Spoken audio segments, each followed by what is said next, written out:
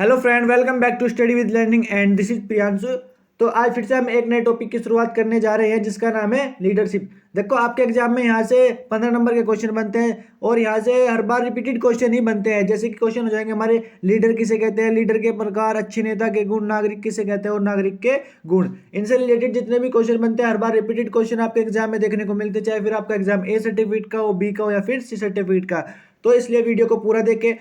इसी के साथ वीडियो में आगे बढ़ने से पहले एक बार वीडियो को अपने दोस्तों के साथ शेयर कर दे, वीडियो को लाइक कर दे। अगर आप मेरे चैनल पे नहीं हो तो एक बार चैनल को सब्सक्राइब करके बेल आइकन को प्रेस कर ले, जिससे मेरी आने वाली वीडियो का नोटिफिकेशन आपको मिल जाए। शुरुआत करते हैं लीडरशिप से। देखो, यहाँ से आपके एग्जाम में क्वेश्चन पूछ लेगा, लीडर की परिभाषा बताओ या फिर लीडर किसे कहते हैं। तो देख लेंगे इसके बारे में।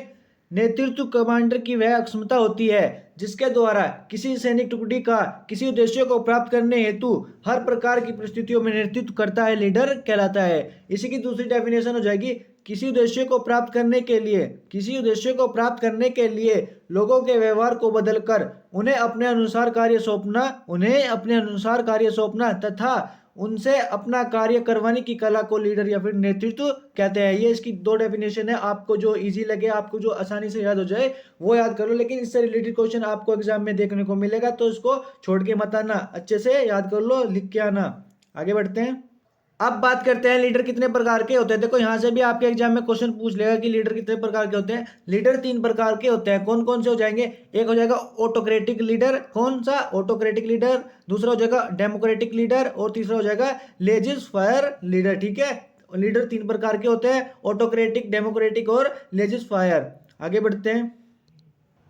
अब बात करते हैं लीडर के सिद्धांत के बारे में। देखो, इस क्वेश्चन को आपके एग्जाम में 10% पूछ सकता है। मतलब कहने का तात्पर्य यह है कि इस क्वेश्चन को पूछ भी सकता है और नहीं भी, क्योंकि इस क्वेश्चन को कभी कभी एग्जाम में पूछता है। तो लीडर के क्या क्या सिद्धांत हो जाएंगे देख लेंगे हम। इसमें सबसे पहले नंबर पर हो जाएगा, अपने कार्यों को अच्छी तरह से जानने तथा समझने वाला होना चाहिए। दूसरा पॉइंट हो जाएगा, अपनी क्षमताओं का ज्ञान हो और उसमें सुधार भी कर सके। इसका तीसरा पॉइंट हो जाएगा, सही और सामाजिक निर्माण कर सके। इसका चौथा पॉइंट हो जाएगा, अधीनस्थों को पूरी सूचना देना, कार्य समझाना, निवारण तथा कार्य की पूर्ति करना। मतलब देखो, यहाँ पे अधीनस्थों से मतलब है कोई ग्रुप हो जाएगा, उसका जो लीडर हो जाएगा, उसके जो ग्रुप के सदस्य है उनको अधीनस्थों कह सकते हैं। ठीक है। इसका पांचवा पॉइंट हो जाएगा, अधीनस्थों में टीम भावना का विकास करना। छठा पॉइंट हो जाएगा, अधीनस्थों में उत्तरदायित्व का विकास करना। सातवां पॉइंट हो जाएगा, अधीनस्थों को उनकी क्षमता के अनुसार कार्य देना। आठवां पॉइंट हो जाएगा, अधीनस्थों के कार्य के प्रति खुद में उत्तरदायित्व की भावना रखना। इसका 9वां पॉइंट हो जाएगा, आदर्श प्रस्तुत करना।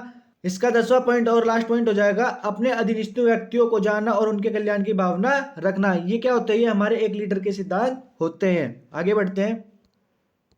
अब बात करते हैं एक अच्छे नेता के गुण के बारे में। देखो, ये क्वेश्चन आपके एग्जाम में मोस्ट रिपीटेड क्वेश्चन है, बार बार इस क्वेश्चन को रिपीट करता है।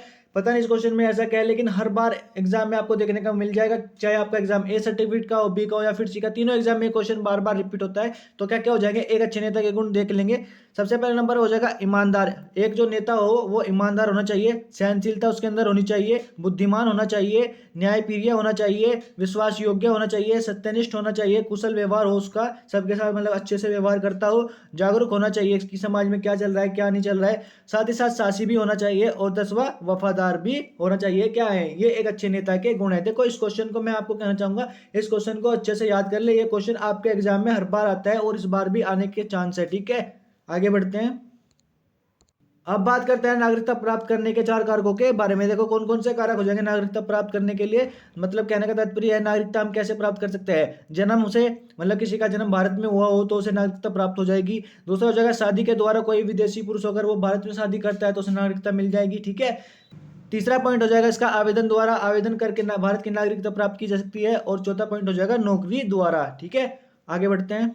अब बात करते हैं, किसी नागरिक की नागरिकता कब समाप्त की जा सकती है। मतलब कोई भी नागरिक हो जाएगी, उसकी जो नागरिकता है वो कब समाप्त की जा सकती है, देख लेंगे इस बारे में भी, क्योंकि ये भी इंपॉर्टेंट क्वेश्चन है, आपके एग्जाम में इसको पूछ सकता है। सबसे पहला हो जाएगा, मृत्यु होने पर उसकी नागरिकता खत्म कर दी जाती है। दूसरा हो जाएगा, देशद्रोही होने पर। तीसरा हो जाएगा, दिवालिया घोषित होने पर। चौथा हो जाएगा, देश छोड़कर चले जाने पर। और इसका लास्ट पॉइंट हो जाएगा, यदि कोई भारतीय स्त्री विदेशी पुरुष से शादी कर ले तो उसकी नागरिकता भारत से समाप्त कर दी जाती है। ठीक है, आगे बढ़ते हैं। अब बात करते हैं एक अच्छे नागरिक के कर्तव्यों के बारे में। देखो, ये क्वेश्चन जैसे कि वो वाला क्वेश्चन था ना, लीडर किसे कहते हैं, जितना इंपॉर्टेंट वो क्वेश्चन था, इतना इंपॉर्टेंट ये भी क्वेश्चन भी है, क्योंकि ये 2-3 क्वेश्चन है जो आपके एग्जाम में हर बार रिपीट होता है, तो ये क्वेश्चन भी आपके एग्जाम के लिए बहुत ही ज़्यादा इंपॉर्टेंट है।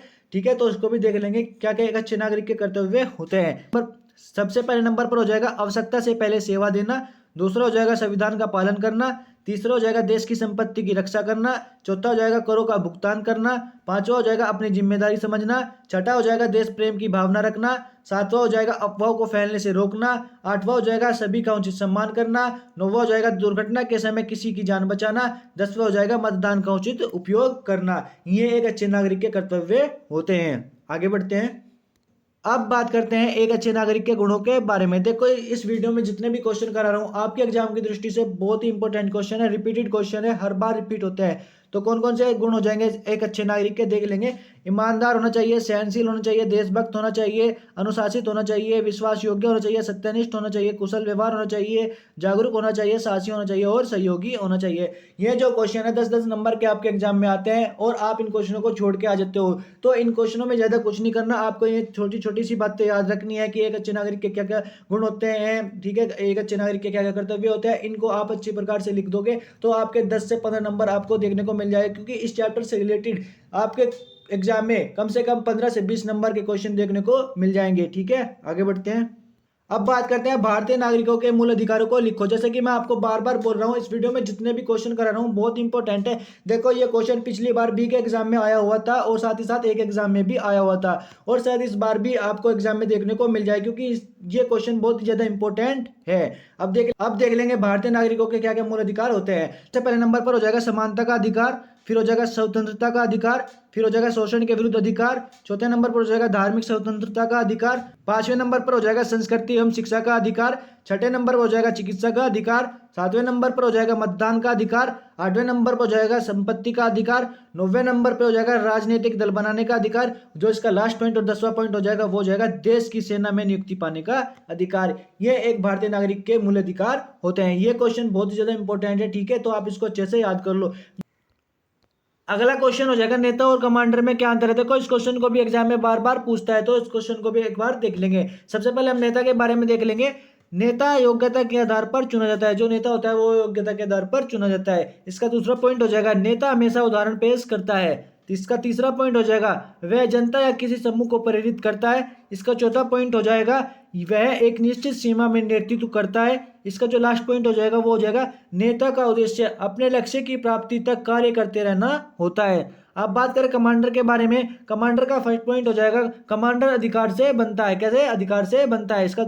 इसका दूसरा पॉइंट हो जाएगा यह एक टुकड़ी या क्षेत्र में कमांड करता है। इसका तीसरा पॉइंट हो जाएगा अपने इलाके में इसकी मजबूत पकड़ होती है। इसका चौथा पॉइंट हो जाएगा वह अपने क्षेत्र में हुक्म पारित करता है तथा पालन कराता है, मतलब ऑर्डर पारित कर देगा और उनका पालन करवाता है कौन, कमांडर।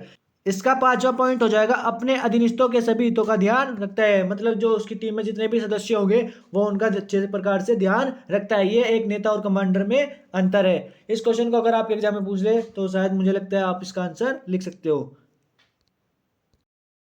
अगर आपको वीडियो अच्छी लगी हो तो एक बार वीडियो को अपने दोस्तों के साथ शेयर कर दो, फिर वीडियो को लाइक कर दो। अगर आप मेरे चैनल पर नहीं हो तो चैनल को सब्सक्राइब करके बेल आइकन को प्रेस कर लो, जिससे मेरी आने वाली वीडियो का नोटिफिकेशन आपको मिल जाए।